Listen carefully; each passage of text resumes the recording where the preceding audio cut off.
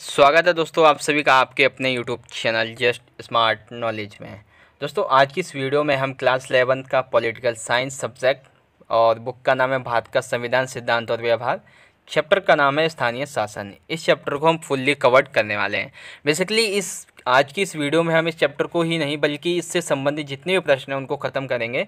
और बेसिकली दो important topic बचे थे हमारे 73वां और 74वां संविधान संशोधन, तो इसके बारे में हमें जानना था। चलिए हम देखते हैं क्या है। लेकिन वीडियो शुरू करने से पहले अगर अभी तक आपने हमारे चैनल को सब्सक्राइब नहीं किया है तो कर लीजिए, क्योंकि आपको हमारे चैनल पर और भी ऐसे ही इंपॉर्टेंट वीडियोस मिलने वाले हैं और आगे भी मिलते रहेंगे। ठीक है, तो आशा करता हूँ दोस्तों कि पिछला जो पार्ट 1 है वो आपको समझ में आया होगा, लेकिन आज का जो पार्ट 2 है वो आपके लिए बहुत इंपॉर्टेंट है, क्योंकि इस पार्ट 2 में आपका पूरा चैप्टर ख़त्म हो जाएगा। पहली बात। दूसरी बात कि 73वां और 74वां संविधान संशोधन हर बार आपका चाहे ऐसे 1 ऐसे 2 हो, प्रश्न उससे पूछा ही जाता है। ठीक है, तो देखिए पॉइंट 4 है 73वां संविधान संशोधन।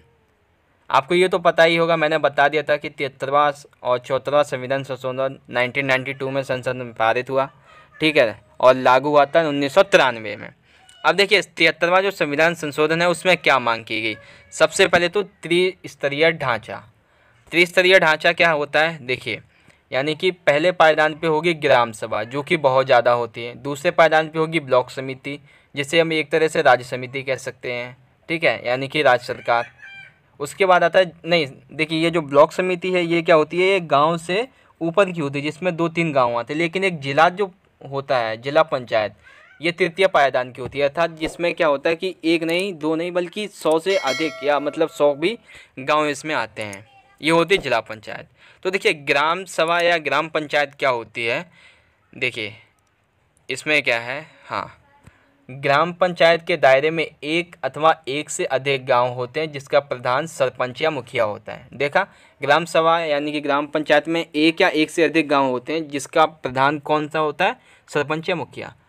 अब है कि ग्राम पंचायत के कार्य क्या होते हैं। पहला होता है कि ग्रामीण आवास निर्माण आबादी क्षेत्र बनाना, अर्थात यानी कि गाँव में घर बनवाना। ठीक है, आबादी वाले क्षेत्र उनको सीमांकन करना और सही से उनका देखरेख करना।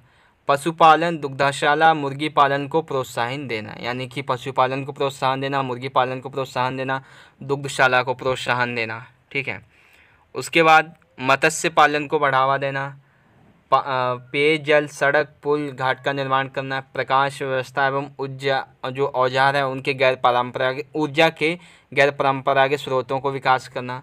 औपचारिक शिक्षा यानी कि 8वीं से या 10वीं तक पढ़ाई होनी चाहिए। पुस्तकालय, स्वास्थ्य एवं स्वच्छता संबंधी कार्य होने चाहिए। ठीक है, परिवार एवं समाज कल्याण के कार्य। ठीक है, तो ये सभी क्या है, ये हमारी ग्राम पंचायत जो है उसके कार्य हैं। ठीक है, अब हम बात करते हैं प्रखंड या ताल्लुक पंचायत। दूसरा टॉपिक प्रखंड या ताल्लुक पंचायत। तो इसमें क्या होता है देखिए, एक सेकेंड, हाँ, प्रखंड यानी कि ब्लॉक स्तर पर गठित स्थानीय शासन को प्रखंड पंचायत कहते हैं। जो प्रदेश आकार में छोटे हैं वहाँ मंडल या ताल्लुक पंचायत यानी कि मध्यवर्ती सरकार को बनाने की ज़रूरत होती है। यानी कि जो प्रदेश आकार में छोटे होते हैं, यानी कि मान लीजिए एक गांव है, नॉर्मल अगर हम गांव की सीमा मान लें तो 100 घर हैं। अगर वहीं एक गांव में 10-15 घर हैं, 20-25 घर हैं, तो ऐसे वहाँ पे क्या बनाया जाता है, मंडल बनाया जाता है, ताल्लुक पंचायत बनाया जाता है, जिसके अंदर एक ही गाँव नहीं बल्कि अधिक से अधिक गाँव आते हैं। ठीक है, उसके बाद इसका कार्य क्या होता है, आग, बाढ़, सूखा, भूकंप, दुर्भिक्ष, महामारी, प्रकृति आपदाओं में सहायता की व्यवस्था करना उन गाँव वालों के लिए। ठीक है, फिर है कि सार्वजनिक बाजारों, मेलों, प्रदर्शनियों का प्रबंध करती है। ग्रामीण विकास, कृषि, पशुपालन, मत्स्य पालन, स्वास्थ्य और स्वच्छता प्रशिक्षण आदि कार्यक्रम की व्यवस्था करती है। इसे कहते हैं ताल्लुक या प्रखंड पंचायत। अब बात करते हैं जिला स्तर की पंचायत। ठीक है, तो तीसरा टॉपिक है जिला स्तर की पंचायत। इसमें क्या है, पंचायती राज्य के त्रिस्तरीय ढांचे के सबसे ऊपरी पायदान पर जिस स्थानीय शासन की व्यवस्था की गई है उसे कहा जाता है जिला पंचायत। इसके दायरे में पूरे जिले के सभी ग्रामीण इलाके आते हैं, यानी कि एक जिले में अगर 100 गांव आते हैं तो इसके अंदर पूरे के पूरे 100 गांव आते हैं। ठीक है, अब देखिए जिला पंचायत के क्या क्या कार्य होते हैं उनके बारे में जान लेते हैं। जिला पंचायत जिले की पंचायत व्यवस्था के कार्यों का पर्यवेक्षण तथा विकास कार्यों को समन्वित करती है, यानी कि जो गांव में जितनी भी पंचायत है उनका पर्यवेक्षण करती है, उनके विकास कार्यों को समन्वित करती है। यह पंचायत समितियों में राज्य सरकार से प्राप्त तत्कालीन अनुदान को वितरित करती है। यानी कि ये जो पंचायत है, जिला पंचायत है, ये राज्य की सरकार के द्वारा जो अनुदान यानी कि जो सहायता दी जाती है, जो पैसे या धनराशि दी जाती है, उसको जो ग्राम पंचायत है, जो तालुका पंचायत है, उस तक पहुंचाने का काम करती है। राज्य सरकार के द्वारा सौंपे गए कार्यों को भी ये करती है। यानी कि राज्य की सरकार के द्वारा अगर कोई काम सौंपा गया है, पूरे राज्य में फैलाने के लिए कोई निर्देश दिया गया, तो उसका काम कौन करती है? जिला स्तर की सरकार। ठीक है, तो ये तो हुआ हमारा कि कौन कौन सी पंचायत है उनके बारे में। अब हम बात कर लेते हैं कि इन पंचायतों का चुनाव कैसे होता है। ठीक है, तो चुनाव कैसे होता है ये देखते हैं। सिंपल सी आपकी जो बुक है उसमें दिया गया था, मैंने वहीं से स्क्रीनशॉट लेके लगा दिया। देखिए, पंचायती राज संस्थाओं के तीनों स्तर के चुनाव सीधे जनता के द्वारा होता है। यानी कि जनता ही इन तीनों का चुनाव करती है। हर पंचायती निकाय की अवधि 5 साल की होती है। जिला स्तर, प्रखंड और ग्राम स्तर की जो लोग होते हैं, जो उनकी अवधि होती है वो होती है 5 साल। यदि प्रदेश की सरकार 5 साल पूरे होने से पहले पंचायत को भंग करती है तो इसके 6 माह के अंदर नए चुनाव हो जाने चाहिए। यानी प्रदेश की सरकार क्या है, यानी कि जो हमारी प्रखंड है, यानी जो ताल्लुक सरकार है, वो 5 साल पूरे होने से पहले अगर पंचायत को भंग कर देती है तो इसके लिए 6 माह के अंदर नए चुनाव हो जाने चाहिए। ठीक है, उसके बाद आता है आरक्षण। तो इसमें आरक्षण की हम बात करें तो महिलाओं के लिए 1/3 सीटें आरक्षित की गई हैं। महिलाओं के लिए इन तीनों स्तर की सरकारों में 1/3 सीटों की आरक्षण किया गया है, जिससे कि आज की जो महिला है वो सरपंच के पद पर कार्य भी कर रही हैं। और साथ ही साथ जो अनुसूचित जाति हैं और अनुसूचित जनजाति के जो लोग हैं, उनकी जनसंख्या के अनुपात में भी आरक्षण का प्रावधान किया गया है। यदि प्रदेश की सरकार चाहे तो पिछड़ा वर्ग यानी कि ओबीसी को भी सीट में आरक्षण दे सकती है। और आज के समय में अगर हम करंट सिचुएशन की बात करें तो आज के समय में ओबीसी को भी यहाँ पे आरक्षण दिया गया है। ठीक है, अब देखिए विषयों का स्थानांतरण, यानी कि इन तीनों सरकारों के हाथ में कौन कौन से विषय हैं उनके बारे में बात करते हैं। तो देखिए, संविधान के संशोधन ने 29 विषयों के स्थानीय शासन के हवाले किया है। ठीक है, स्थानीय शासन यानी कि 3 इस प्रकार की जो शासन है उसमें ये सारे विषय स्थानीय विकास तथा कल्याण की ज़रूरतों से संबंधित हैं। और वो कौन कौन से जो आपके कानून है, जो विषय है, वो मैंने आपको बताए थे, वो आप जरूर पढ़ लीजिएगा अपनी किताब से। अब है कि राज्य का चुनाव आयुक्त क्या होता है।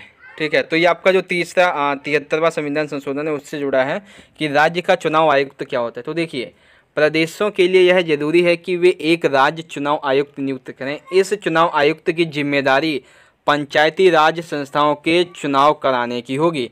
यानी कि राज्य चुनाव आयुक्त का मतलब ये है कि तीनों स्तर की जो सरकारें हैं, यानी कि जो हमारी स्थानीय शासन है, उन सभी के चुनाव करवाना, देख रेख करना और परिणाम घोषित करना। फिर आता है राज्य का वित्त आयोग। तो राज्य का वित्त आयोग से यहाँ पे मतलब ये है हमारा कि प्रदेशों की सरकार के लिए ज़रूरी ये है कि वो हर 5 वर्ष पर एक प्रादेशिक वित्त आयोग बनाए। ये क्या करेगा? यह आयोग प्रदेश में मौजूद स्थानीय शासन की संस्थाओं की आर्थिक स्थिति की जानकारी रखेगा और कितना पैसा कहाँ गया उस सभी का लेखा जोखा रखेगा। ठीक है, अब इसके कार्य क्या होते हैं राज्य वित्त आयोग के, ये भी जान लीजिए। तो देखिए, कार्य यह ग्रामीण और शहरी निकायों को सौंपे गए करों, प्रभार, टोल, चुंगी तथा प्रशुल्कों का निर्धारण करता है। ठीक है, यह राज्य के समेकित धनकोष में, मतलब राज्य के पास जो धनकोष है उसमें से पंचायतों और नगर निकायों को मिलने वाली सहायता या अनुदान का भी निर्धारण करता है। यानी कि देखता है कब किसको कितना गया, कहाँ गया और कितना खर्च हुआ, ये सारा का सारा कौन लेखा जोखा रखता है? राज्य का वित्त आयोग। तो ये हुआ हमारा 73वां संविधान संशोधन। अब हम बात करते हैं 74वें संविधान संशोधन के बारे में। तो देखिए, 74वां संविधान संशोधन पॉइंट 5। तो 74वां संविधान संशोधन का संबंध शहरी स्थानीय शासन से है, अर्थात नगर पालिका से है। ठीक है, तो देखिए यहाँ पे हम बात करते हैं 74वें संविधान संशोधन की। अनेक रूपों में 74वें संविधान संशोधन में 73वें संविधान संशोधन का दोहराव है, लेकिन यह संशोधन शहरी क्षेत्रों से संबंधित है। यानी कि जो 74वां संविधान संशोधन है वो 73वें जैसा है, लेकिन ये शहरों से संबंधित है। वो कैसे, आइए देखते हैं। 73वें संविधान संशोधन के सभी प्रावधान, मसलन प्रत्यक्ष चुनाव, आरक्षण, विषयों का हस्तांतरण, प्रादेशिक चुनाव आयोग और प्रादेशिक वित्त आयोग 74वें संविधान संशोधन में शामिल है तथा नगर पालिकाओं पर लागू होते हैं। यानी कि जो कार्य 73वें संविधान संशोधन में वही 74वें संविधान संशोधन में है, लेकिन ये नगर पालिकाओं पर लागू होते हैं। ठीक है, अब उसके बाद कहते हैं कि शहरी इलाकों से संबंधित है। तो ये शहरी इलाका माना किसे गया है, देखिए इसका एक माप दिया गया, वो ये है, ऐसे इलाके में कम से कम 5000 की जनसंख्या होनी चाहिए। दूसरा है कामकाजी पुरुषों में कम से कम 75% से खेतीबाड़ी से अलग काम करते हों वो लोग। ठीक है, और जनसंख्या का घनत्व तो कम से कम 400 व्यक्ति प्रति वर्ग किलोमीटर होना चाहिए, यानी कि 1 किलोमीटर में 400 व्यक्ति रहने चाहिए। तो देखिए शहरी इलाका हम किसे कहेंगे, पहले तो 5000 बंदे रहने चाहिए वहाँ पे। ठीक है, और 5000 में से 75% जो बंदे हैं वो कृषि की खेती ना करते हो, कुछ और करते हो, और साथ ही 1 किलोमीटर में 4000 व्यक्ति प्रति वर्ग किलोमीटर में रहते हों। उसके बाद है नगर निगम, नगर पालिका या नगर पंचायत का कार्य और दायित्व। देखिए या तो नगर निगम कहें या नगर पालिका कहें, नगर पंचायत कहें, ठीक है, ये तीनों एक ही हैं। तो इनके दायित्व और कार्य क्या होते हैं, देखिए सबसे पहला है सड़कें और निर्माण एवं रखरखाव, यानी कि सड़कों का निर्माण करवाया जाए और उनका रखरखाव किया जाए। जल की आपूर्ति, राज्य में जल की आपूर्ति की जाए। सार्वजनिक स्वास्थ्य और स्वच्छता, यानी कि सार्वजनिक स्वास्थ्य और स्वच्छता के लिए अभियान चलाए जाने चाहिए। ठीक है, स्कूल खोले जाने चाहिए और साथ ही साथ जो अस्पताल हैं वो बनवाए जाने चाहिए, लोगों का टेस्ट कराया जाना चाहिए, डिस्पेंसरी खोलनी चाहिए, ये सब। चौथा आता है झुग्गियों झोपड़ियों में सुधार, यानी कि लोगों की झुग्गी झोपड़ियों को हटा के वहाँ पे मकान बनवाए जाने चाहिए उनके लिए। ठीक है, यानी कि आवास देना चाहिए बेसिकली। ठीक है, फिर आगे आता है कि सार्वजनिक सुविधाएं जैसे स्कूल, स्वास्थ्य केंद्र, सड़क की प्रकाश व्यवस्था, पार्क और खेल का मैदान, बस स्टैंड आदि इनका निर्माण करवाया जाना चाहिए। शहरी वानिकी के साथ साथ शहरी सुविधाएं जैसे उद्यान और बगीचे आदि का भी निर्माण करवाना चाहिए। ठीक है, तो ये किसके द्वारा करवाना चाहिए, नगर पालिका, नगर निगम या फिर नगर पंचायत, जो भी कहें आप एक ही है। ठीक है, फिर है सांस्कृतिक और शैक्षिक स्तर में सुधार एवं प्रोत्साहन को देना। अब बात करते हैं अगले टॉपिक की। अगला टॉपिक है कि 73वां और 74वां संविधान संशोधन का क्रियान्वयन कैसे हुआ, यानी कि दोनों आपस में मिले हुए कैसे। देखिए 1994 से 2004 इस अवधि में प्रदेशों में स्थानीय निकायों के चुनाव में कम से कम 2-3 बार हो चुके हैं, यानी कि इस अवधि में स्थानीय जो निकाय हैं उनके चुनाव कम से कम 2 से 3 बार हो चुके हैं। निरंतर भारी बढ़ोतरी हुई है, महिलाओं की शक्ति और आत्मविश्वास में भी काफ़ी वृद्धि हुई। क्यों, क्योंकि उन्हें आरक्षण मिला है इसलिए। अब देखिए यहाँ पे मेरे ये बताने का मतलब क्या है। पहला पॉइंट है कि इसके ढांचे के बारे में, भारतीय स्थानीय निकायों का जो ढांचा है वो क्या है। तो देखिए ग्रामीण भारत में जिला पंचायतों की संख्या 500 है, यानी कि जिला पंचायत जो है वो कितने हमारे 500 हैं। देख लीजिए, एक ये मैंने बना दिया है, एक मिनट, ये मैंने बना दिया है एक डायग्राम त्रिभुज का। ठीक है, तो यहाँ पे जो सरकार है उसमें कितनी संख्या है, 500। वहीं मध्यवर्ती यानी कि प्रखंड स्तर की जो संख्या है यहाँ वाली, इसमें है 6000। वहीं ग्राम पंचायतों की संख्या करें ये वाली, तो इसमें है हमारे 2,50,000। ठीक है, उसके बाद शहरी भारत में 100 से ज़्यादा नगर निगम हैं, 1400 नगर पालिका हैं और 2000 नगर पंचायत हैं। और हर 5 वर्ष में इन निकायों के लिए 32 लाख सदस्यों का निर्वाचन किया जाता है इनके कार्य को संभालने के लिए। ठीक है, उसके बाद है कि स्थानीय निकायों में महिलाओं की क्या स्थिति है। तो महिलाओं की स्थिति आपको पता ही, आरक्षण दिया गया तो सिंपल सी बात है महिलाओं की स्थिति भी अच्छी होगी। आरक्षण का प्रावधान अध्यक्ष और सरपंच जैसे पद के लिए भी है। इस कारण निर्वाचित महिला जनप्रतिनिधियों की एक बड़ी संख्या अध्यक्ष और सरपंच जैसे पदों पर आसीन हुई है। आज कम से कम 200 महिलाएं जिला पंचायतों की अध्यक्ष हैं। ठीक है, मतलब 200 महिलाएं जो जिला पंचायत की अध्यक्ष हैं। वहीं 2000 महिलाएं प्रखंड एवं तालुक पंचायत की अध्यक्ष हैं। और ग्राम पंचायतों में भी सरपंच की संख्या अराउंड, जो महिलाओं की सरपंच हैं उनकी संख्या 80,000 से ज़्यादा है।